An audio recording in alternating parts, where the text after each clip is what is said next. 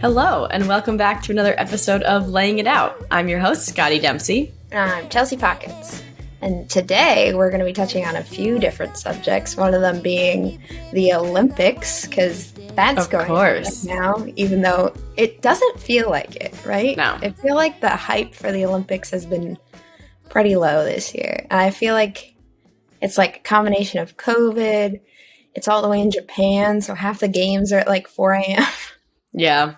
I think it's really the time difference for me. Like, I would watch everything live if I was awake during it. But instead, I don't know. I just haven't been able to. Also, if I hadn't just moved, et cetera, et cetera. All my general excuses of being busy. But that's nothing new. So we'll be touching on the Olympics. We're going to be talking about, or releasing, I don't even know if releasing is the correct word. We're going to be doing a brand new segment today called Scotti Doesn't Know. And for those of you that don't know, so Scotti Doesn't Know is a song. The first line goes, Scotti doesn't know that Fiona and me do it in my van every Sunday. And Scotty's real name is Fiona. So we like to make jokes that she's cheating on herself. But also we thought it would just be kind of like a clever title to talk about things that Scotti doesn't know about the ultimate Frisbee community. Because I was thinking back on it, you really only played college for like 2 years. Yeah, 2.5. Yeah, no, 2. It's 2 because you started in the spring of your sophomore year. You got your full junior year, and then senior year was cut in half. Yeah. Yeah, and then there's all sorts of like niche culture things. Well, aside from culture, but today we're talking about the Triple Crown Tour, for example, and all these things that like have not really crossed my timeline until all of a sudden I had a podcast on this, and I was like, am I supposed to be an expert? So we're hoping that I'll ask the same questions and answer the same things that you guys also don't know, and you're not really quite sure how to Google, because of course Googling anything in Ultimate Frisbee is a black hole. You don't get any answers. Yeah, no, to be honest, I was trying to Google stuff. One, the USAU website isn't super helpful. They launched like the newer version, which is nicer, definitely, but it's hard to go back and find old like archive stuff. Like I used to go back like before tournaments when I was like super obsessed with everything, and they would have all the old tournament results like that were really easy to find on the website. And I'd go back and be like, oh, who was on this roster? Like what teams did they play for? Blah, blah, blah, blah, blah. And I'd go crazy for that.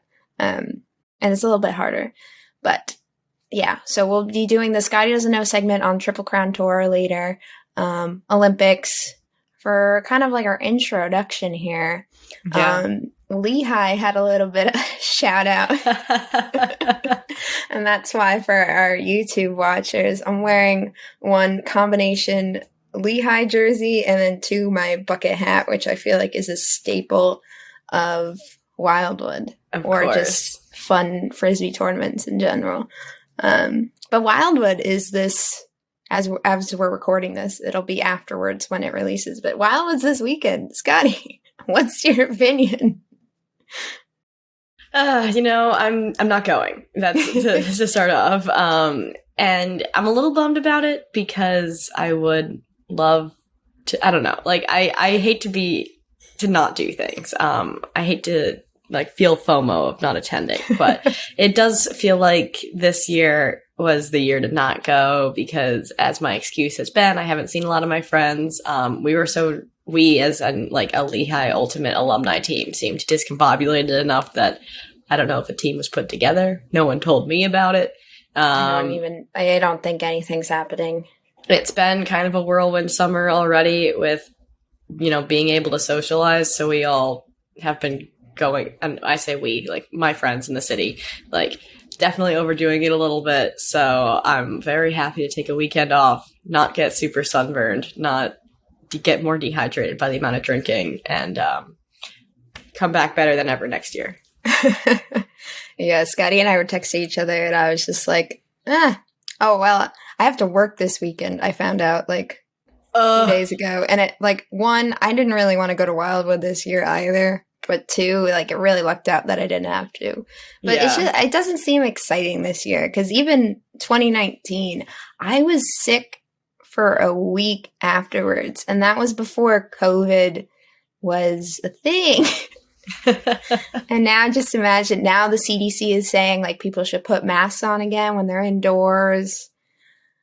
And I'm just like, ooh, do I want to go to this party tournament? Beach party. There's going to be a lot of people. But the reason I bring up Wildwood, even though we are not going, not really excited about the event this year, Big Wrench Ulti on Twitter had this tweet that I have to pull up. But I think Cinderfield sent out some tweet like, tell us about your Wildwood stories, favorite moments, blah blah blue, whatever. And then also everyone's tweeting about that movie about the beach that makes you old. Oh God, I've been seeing so many ads for that while watching the Olympics. Things come full circle, right? Yeah. And it just stresses me out. That ad stresses me out.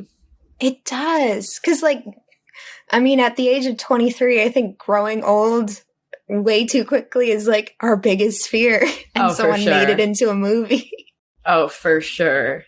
But so, it's just like, I don't even like seeing the ads for it. I don't. Yeah. Okay, put it out of your brain. Put it out of your brain. But the Big Wrench Ulti tweeted, yeah, the movie about the beach that makes you old will probably be scary, but it's got nothing on being 27 and violently hungover playing Sunday morning quarters at Wildwood while some dipshit rising sophomore from Lehigh calls travels on every other throw. And we love the recognition. Yes, absolutely no hate. It's very funny. We hate our own team sometimes. But I specifically wanted to bring it up because my sophomore year, I didn't really understand what a travel was. Like, I understood, like, you know, what a travel is, but I didn't know what to do with the call. And there were two moments that stick in my brain where someone called a travel on me, and instead of, like, being like, contest, no contest, which you can't do with a travel, by the way, I would just say no and then continue playing. And one of those moments happened Wildwood 2017. That would have been after my sophomore year, I think. Yeah. Probably. But there was a girl on the other team. She called travel on me and I threw it anyway to score. And she didn't say it very loud, so no one else heard her. And I just kind of was like, you can't travel in the sand. Are you the dipshit? I think she like sophomore. Yeah, I was a dipshit rising junior. But she kind of like huffed at me, and I took it way too seriously because drinking may have been involved. And then the next point, I just like guarded her very closely and with the biggest smile on my face, like kind of like a creepy Joker smile. And she was like, what is this girl? She was like yelling to her teammate. She's like, what is this girl doing? And then I'm the one that's in the wrong on all accounts. You are my least favorite type of Wildwood person to play against. To play with. I'm like, yeah, eat them. But I was just like an asshole for no reason. And thinking back on it, I was like, God, I'm so sorry to that one woman. This is our public apology. Yeah, I don't even know. Like 2017, if you were at Wildwood in 2017, you played a team of asshole college students, and there was particularly me, a major asshole on the team. Sorry, apologies. I didn't really know that you could not contest a travel. And then also, even if you could contest a travel, I was still a big dick about it. I think the best part about the whole Big Wrench tweet is that the Lehigh, our men's team, quote tweeted it, and they said, watch just one of our games, and you'll see that our rookies have absolutely no idea what a travel is. Oh, yeah. So we love the self-awareness.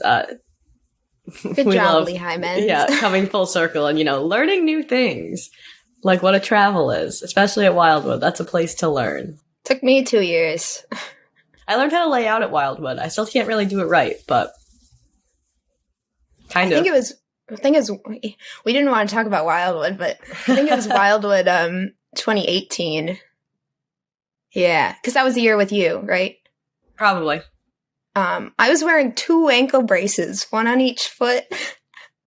In the sand. Ew. And I had a massive burn because I had sprained my right ankle that year. And then my left ankle, because I was overcompensating, I think was starting to hurt. So I was like, I'm going to be drinking a little bit. I'm going to be running in the sand. Let me just double ankle up. And then I had 2 red burn spots on the front of my foot because I was like, oh, I have my ankle braces on. I don't need to put sunscreen on my foot. Wildwood horror stories start here. I can't wait to hear everyone's return to Wildwood horror stories next week. Yeah, I'll let Sin the Fields do whatever. Because I don't want they can cover that. Wildwood 2021. I want to stay as far away from as possible. So speaking of 2021 sports, the Olympics are now. They're current. They're happening. I've been trying to keep up with it as much as I can. My roommate and I religiously watched the Olympic trials, which was a blast because we love to watch track. We both ran track and we just love to watch people run really fast. But unfortunately, track is not until the later half of the Olympics, which, I can live with. But it's been gymnastics right now. And, the big news is that Simone Biles she withdrew from the team all-around competition, and then she also just withdrew from the individual all-around competition. And it's there's been so much positivity going her way on Twitter already, which is fantastic to see. Watching the recaps, everyone was just like, oh, we'll let you know, if we get any updates on what she's saying. And I'm kind of just leave her alone. Yeah. She's a person. Just, can you imagine, having the pressure of the entire world of gymnastics on your shoulders to, win? And then you mess up and everyone, replays it in slow-mo and then puts, unflattering shots of you on, the Daily Mail, Snapchat, gossip that's where I story. Yeah, so I'm just just leave the girl alone, We'll see, how it goes, when this episode comes out. I keep saying, but but I think that's the biggest news of the Olympics so far. Katie Ledecky won her first medal. Very exciting. Also very exciting for my horse girlness. Bruce Springsteen's daughter is competing in 3-day eventing, which is coming up later, this week or this weekend. Which, I love horses and I love riding, but I don't really love to watch people ride because then I just get sad that they have more money than me and they can do more fun things. But it'll be interesting to see what how that goes, because obviously she must be good enough to make the Olympic team. No amount of money. Yes. Could you explain what equestrian events happen? What are they? What do you do? I know there's the dancing horses. I know you got to jump over stuff. Yes. So what already happened is dressage, which is the dancing horses. It's a very specific discipline. The U.S. team actually got second in that already. So woo, I think it's the first time they've medaled in a while. Oh. The Europeans are generally very dominant. Oh, yeah, that would make a lot of sense. The Dutch. And also, the nice thing about equestrian sports is it is the great equalizer. It is the only Olympic sport that women and men compete in together. Because no matter how big, strong, fast, manly you are, a horse is still bigger than you, and they're going to take you down a couple notches. And it equalizes the playing field entirely. So Ooh. That's cool. The Germans won, and they were all girls. So that is also cool because in Europe, horseback riding is a much more male-dominated sport. Anyway, divulging from that, 3-day eventing, there is dressage, which is 1 day of it, and it's not as focused. It's not as specific as the dressage-specific event that already happened. It's scored differently. The skills that they ask are different. And because then you ride the same horse the next day in show jumping, which is really tall jumps, and it's a speed thing to see how fast you can go around the course and not knock over any jumps. Same horse that you were doing dressage with the day before. And the next day you do cross country, which is also a speed, over jumps through fields, distance, event. That's timed. And again, is that the same horse? Yes. So it's you and that same horse all 3 days. I feel the horse should win the medal. Well, yeah, I mean, it is It's a partnership regardless, but they don't care about a medal. A horse doesn't. They get the golden carrot. Exactly. But the cool thing is, 3-day eventing was started as like a way to pass becoming a knight. Like you had to be able to show control of your horse in dressage. You had to, I forget, this one, why show jumping, but then like being able to like ride in the cavalry fast and over jumps is cross country. So, all this has originated in like medieval times. That's and why now Europe's Bruce so good at Springsteen's it. daughter is competing in it for the U.S. So yes, Nice. horse girl facts. Tune into Laying It Out next week for more horse girl facts. Oh, are we doing another Olympics topic? No. No, we totally could talk more about horses, but we're not here for that. We could well, they're in the Olympics and we're not, so. I guess our other, like, we touched on it with our episode with the Lubes, with talking about Olympics and professional athletes and all this other stuff. Would a team of professional athletes be, like, the best Frisbee team in the world at a game of Frisbee? I had this conversation at Monday Night League after dinner, actually, this week. And I convinced the rest of the people at the table. My stance is that the professional athletes would win most of the time. Obviously, like, there's factors that we don't know, like exactly which athletes are we bringing in, what is the wind condition going to be, how much time do they have training. But I feel like most of the time the professional athletes would win. What do you think? I've seen so much discourse about this on Twitter, and I've been like, this is above my pay grade / something I don't really care about. I don't care if, like, you fielded, like, an NBA team against, like, some, I don't know, Seattle Sockeye, like, some high-level ultimate Frisbee team. Like, I don't care what would happen. Sure, I'd be interested, but I'm not gonna, like, sit here on Twitter and get upset about it. I don't know. I feel like Daddy Jeffrey Bezos says the only way I will save the world is if this game happens. We want professional athletes versus ultimate Frisbee, because suddenly he's so interested so invested the sport of ultimate. I think I'm with you. I think professional athletes, like, just their entire lifestyle revolves around being fit, being athletic. They have not only, like, the natural athletic ability, but their entire job is to work out and eat healthy and stay fit. Whereas I play Frisbee and then I go drink 4 beers after and I say it cancels out like PEMDAS and I have a net 0. I have not been unhealthy today. So yeah, I'm with you there. Obviously, there's going to be situations, like, on a point-by-point basis. I'm sure it might be close. I don't think it would be a total wipeout, but also when you play general team sports, you get an awareness of, like, how to guard someone and how, like, a defensive structure works and how an offensive line works. So, yeah, I'm with you. Yeah. I always thought that the lacrosse players, and there's honestly very few lacrosse players that joined Ultimate Frisbee, but I always felt like when they started off, they were, like, some of the ones that picked it up the best because they had that cutting knowledge. And soccer. Yeah, like, soccer a little bit. Soccer, mostly they have that endurance and that speed. Mm-hmm. I feel like that's what really gets them. Oh, the goalies, they lay out. Like Percy and Louise. Yep. And then we were talking, like, at the dinner, we were talking about how just, like, some professional athletes are just so large. Like, how am I gonna go against some, like, 6-foot-something WNBA player?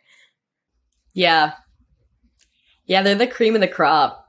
Like, they're all, like, scooped right off the surface, so there's just there's no way, that, like, at any random league, you're gonna run into someone that big, strong, tall, fit, whatever. Yeah. All the above. And I like that you brought up Like they get money they are paid to work out and stuff. Like Ultimate Frisbee players, they have other jobs. They can't just simply devote that much time to a sport anyway. Yeah. That's I guess that's our input. Yeah, as much as I would love to be more involved in Frisbee, I have 10,000 other things going on. Anyway. I was hoping to put up more of a fight. I was happy I convinced everyone at the dinner table Monday night. Yeah, no, sorry. I have not read up enough on the discourse of people arguing the other way. If you're listening to this and you have a hot take, please let us know if we're wrong. Tell us we're wrong. Or don't. Tell us why. Let us know. Just don't talk to us. Please don't communicate. That's why we have all the social media that we don't use. Anyway, that's all I had for a general Olympic update. Got to talk about some niche sports. Maybe Ultimate will make it into the Olympics a couple of years from now. I don't know how big it is internationally. Yeah, that's the one question. I was going to ask you, do you care if Ultimate is in the Olympics? I'd watch it. I don't know. There's a lot of other random sports that I was seeing replays of on NBC primetime, like women's handball, which I have never heard of / do not know how you get into. I feel like it would just have to have enough international recognition for it to be in the Olympics. That's the main thing. Is I don't need I don't want people in Ireland or any country in Africa or I say Ireland because I know Ireland well, being oh, who cares about this? The Americans just forced it in there. I want it to be This is going to be another Scotti Doesn't Know topic, but European Ultimate. There's definitely a... Oh, yeah. European Ultimate is a thing. Yeah, but other countries where maybe it's not taken off, I don't want them to feel alienated just because we can field so many teams. Mm-hmm. That's my tea. It'd be cool. It'd be cool if there was a world thing for it, but past that, I don't know. We'll see. There is a world's event. This guy doesn't know anything. All right, guys, you're getting in the latest, hottest deets on future episodes. We'll do an international Frisbee episode. I'll do a little bit of tip-tap research. We'll hit up Eurozone, too. Maybe they can teach me. There you go. Shout out Eurozone if you're listening. I don't know why you would. They think we're fun. Anyway, with that, we will go to a quick break. I don't believe we have any ads for this week, but if you do have any ads that you want to submit, let us know. We're more than happy to pop them in. This is a quick, not a real ad, but Pockets is coming in. I've had at least 3 people tell me they're yeah, I'm going to send you an ad. It'll be great. Months go by. Well, not months. We've had this podcast for months. Weeks go by. No ads. Multiple episodes. So definitely, if you have an idea, send it to us. We would love to include it. So with that, we'll be right back for our inaugural episode of Scotti Doesn't Know.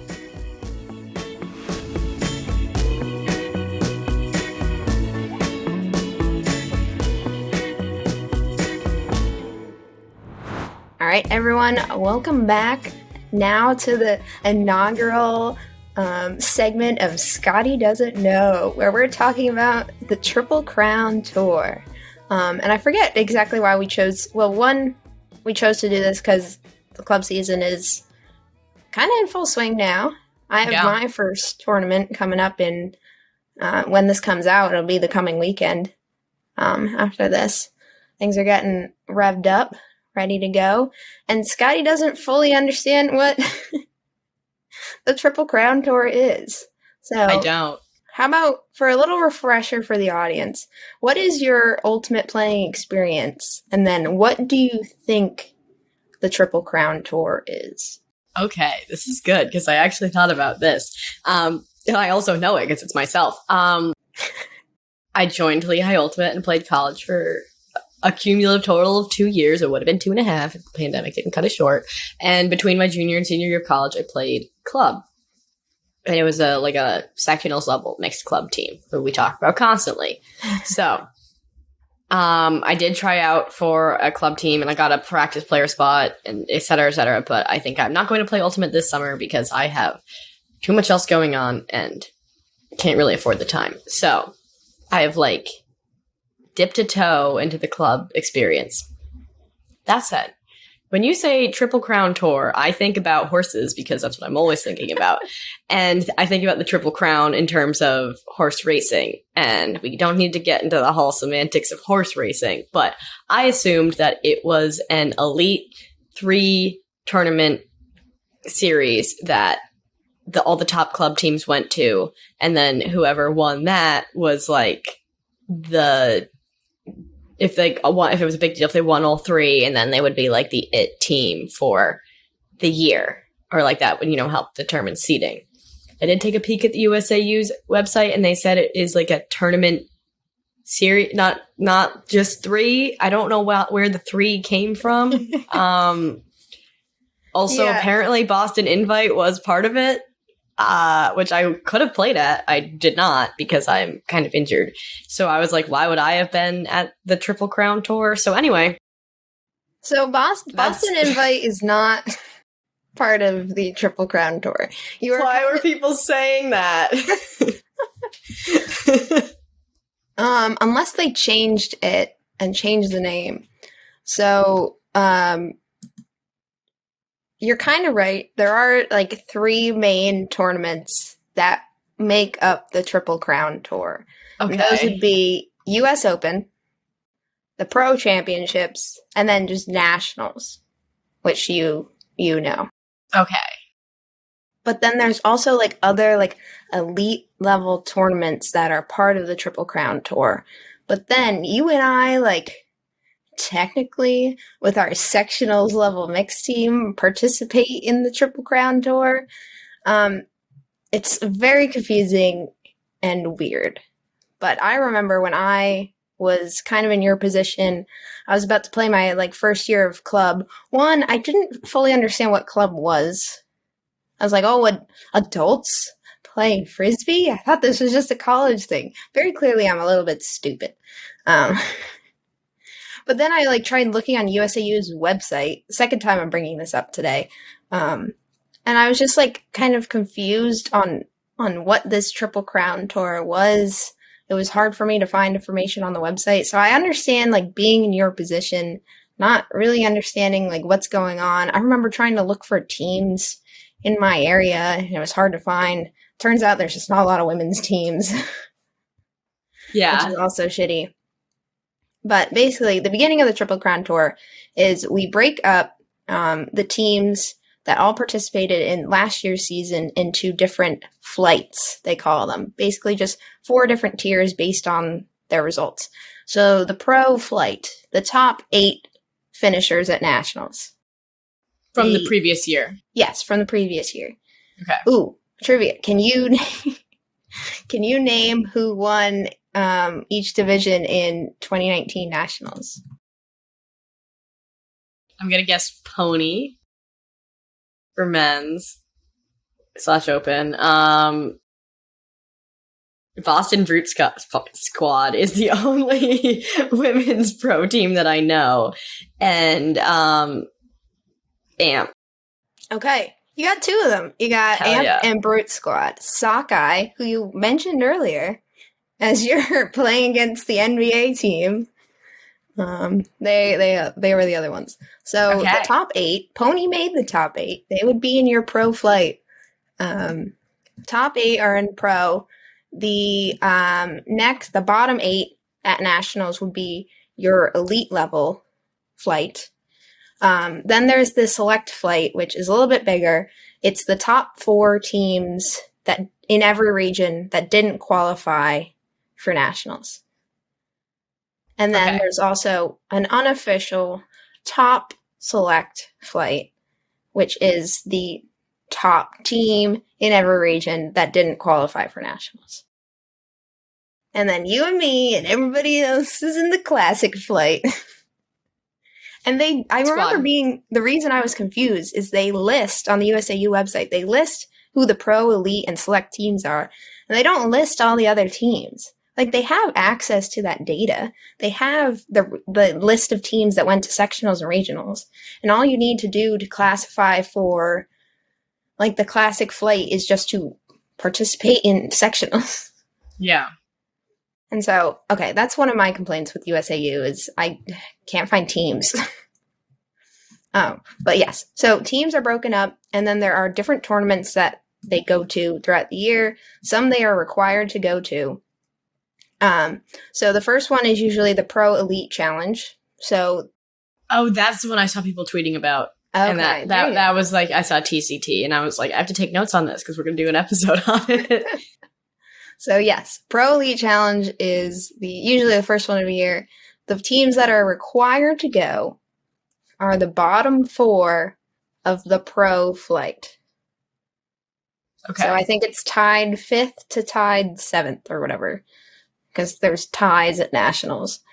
But those are the ones that are required to go, and then the rest go to any other pro or elite level teams, and then if they decline their bids, then it goes down to select and blah, blah, blah, blah, blah.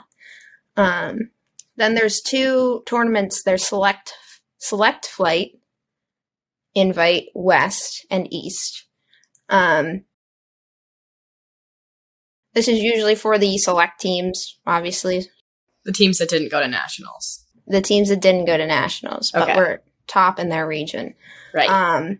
Then there's the first one of the Triple Crown Tour, which is the U.S. Open. The ones that are required to go to this are the top 4 of the pro, and then bid priority falls, again, other pro teams, elite, select, whatever, down the line. And then also this tournament, there's usually a few international teams too. So this is like a big one. There's a lot of media evolved around this. And this is the first one of the Triple Crown Tour. Then there's the Elite Select Challenge. This is not part of that crown or whatever. The 8 elite flight teams are required to go to this one. So that second level.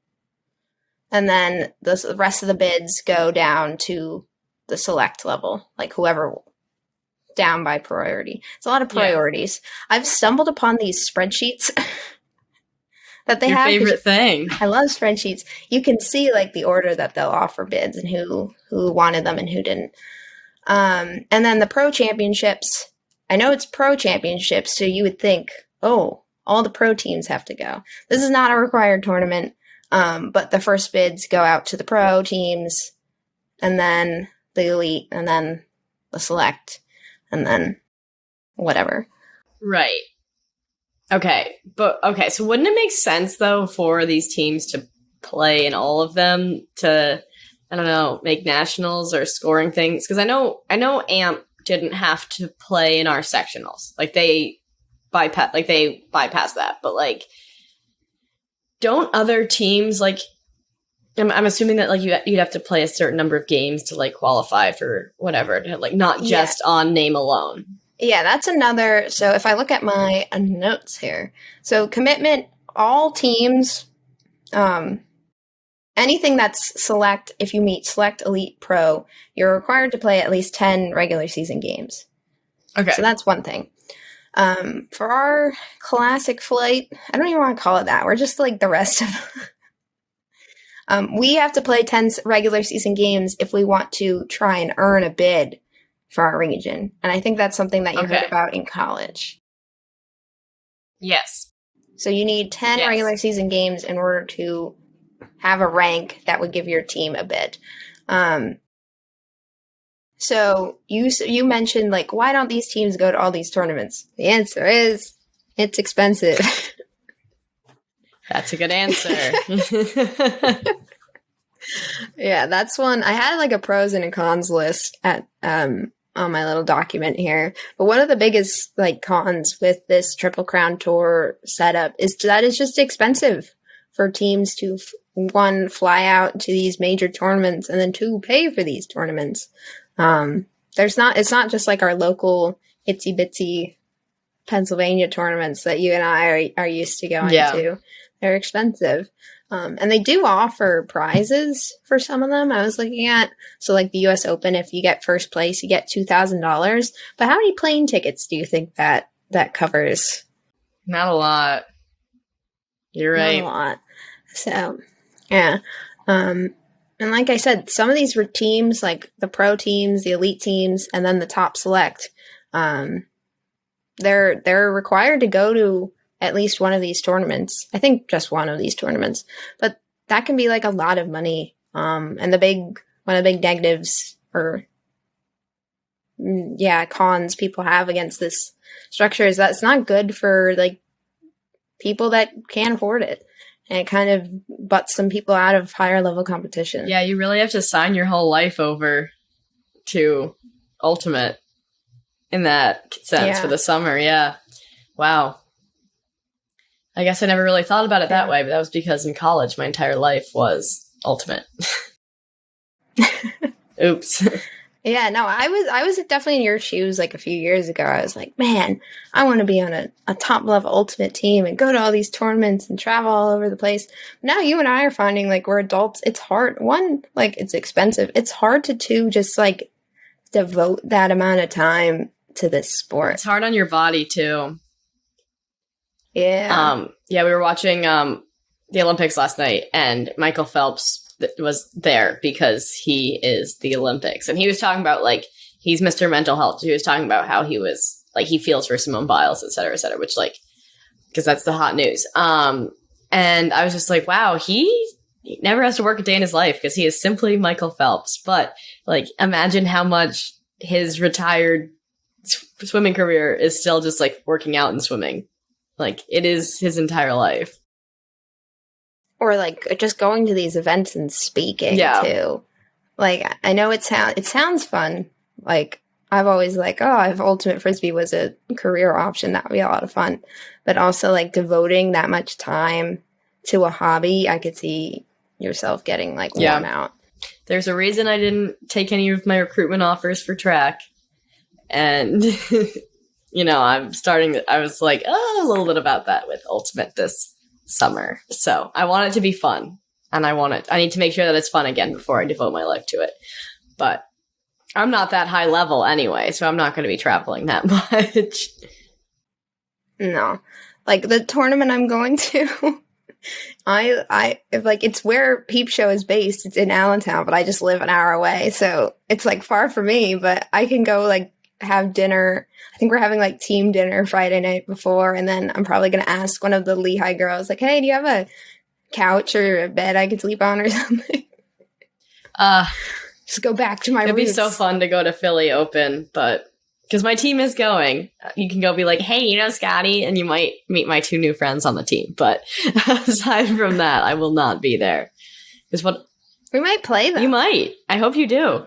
Like even more than that'd me. Be so fun. Hey, Unlimited Swipes, come check me out if you see me, because I'm not going to approach you first. Pockets is very shy.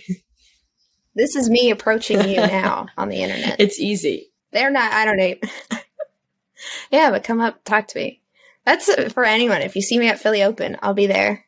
Hanging out. We're peeps. How? This year? With a question mark, because we're not allowed to be Peep Show. And then I think on USAU, we're still just PS. That's so funny. Did you get new uniforms? Yeah. I don't think we're going to do new uniforms this year, because I don't think we're going to need them. Like, I guess I don't think we're going to need, really, truly, the uniforms are only important for, nationals, I feel, because that's when you might be recorded.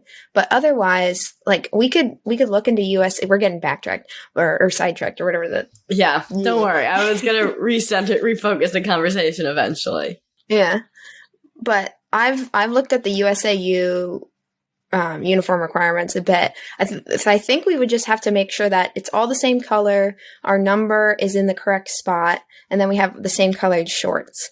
And so if we do make it to regionals, we could like have like a team bonding session or whatever, or just like get a black t-shirt and paint our number on it. And then that's all you need. Yeah. Because also, like, we still want to hold on to that Peep Show name because it's a good name. And I don't think we can fight for it this year. So why not wait to redesign, see if we have to rename and rebrand next year. Yeah. Well, Triple Crown Tour. Back to a higher level Ultimate that neither of us will ever play. Yeah, I mean, hopefully one day, if I get my shit together. That'd be cool. But I think not to sidetrack us again, but I think back on the topic of you not having the time for Ultimate this summer, it just came at us so quickly, I feel like. Like, I would have started, like, conditioning and working out in January if I wanted to be really serious this season. But I didn't start doing it till much, much later because I didn't even think it was going to happen this year. I didn't want to get my hopes up. And yeah. It's tough. Toughy. Yeah. So while we think about that, we can just instead dream about one day competing at the U.S. Open. I wrote down this quote in my notes. Have you ever seen Hitchhiker's Guide to the Galaxy? No, but I read the book. In the beginning, the Triple Crown Tour was created. This had made a lot of people very angry and has been widely regarded as a bad move. Thought it was good. Yeah, no, we talked about like it being expensive as well. One of the other, like a lot of people, I feel like a lot of people just like to complain on the internet. But there have been like a lot of complaints. Another one being just that it like takes high level teams away from local areas. One, so like we touched on it, there's not many women's teams in the division really. So if one eventually works their way up and is so high level and then suddenly has to be sucked into these higher level tournaments, you're going to have less competition in the area. Like you're only going to get better by more playing time and by playing higher level competition. It's also hard to foster new teams. Like, because then either the people that are really good make the higher level teams and don't start something new, or it's really demoralizing. Either way, it's a little hard. Just like playing. Yeah, playing and getting like squashed. It sometimes is, but I think like having that knowledge stay in the area is also sometimes good. It gives something to work towards too. Like it's sometimes fun, but it's not always fun being like the best at anything. It's always nice to have that little competition. That's true. We do love to brag about breaking seed. I think that's like the biggest flex of any Ultimate tournament. It's like, we broke seed, even if we came in at like 7th and we finished 6th. Yeah. No, that's always fun.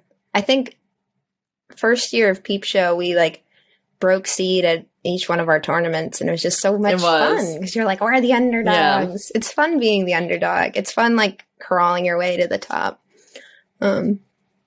Yeah, we shit on the TCT quite a bit. I do think it's like a good idea to have USAU host these higher level tournaments, just so that there's like a higher quality tournament that these upper level teams can play. Like we said, you don't always want to be the best by like a landslide because that's not fun. So it's good that there's like this organization, but I think that it would be better if maybe there were less of these events, maybe just host like an East and a West or something.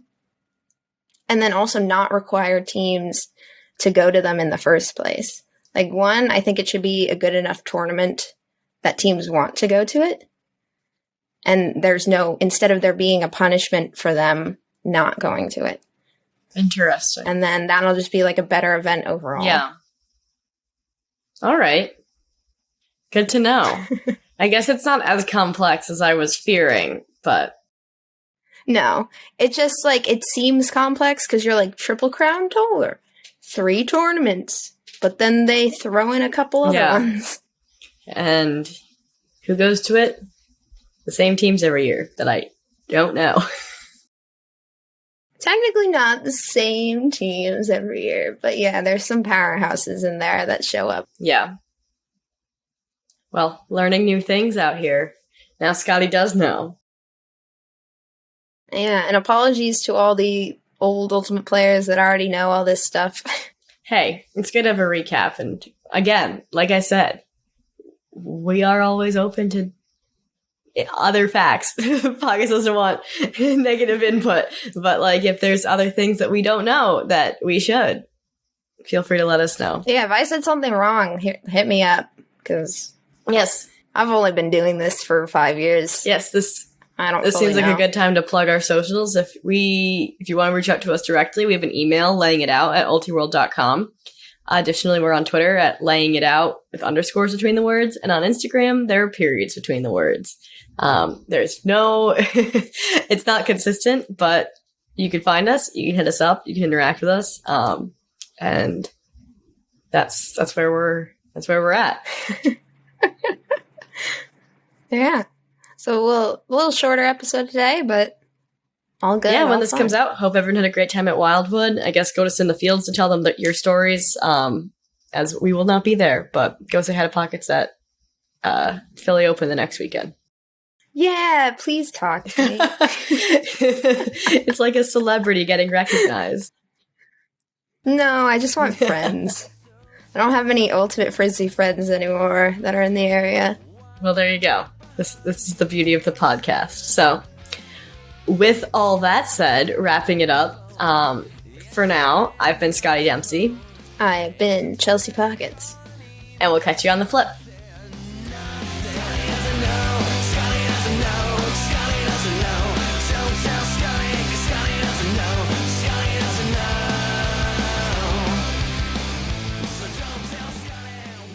Scotti doesn't know that Fiona and me do it in our van every Sunday. We can't sing on top of each other. I thought we were going to sing together. We can't. The timing's going to be off.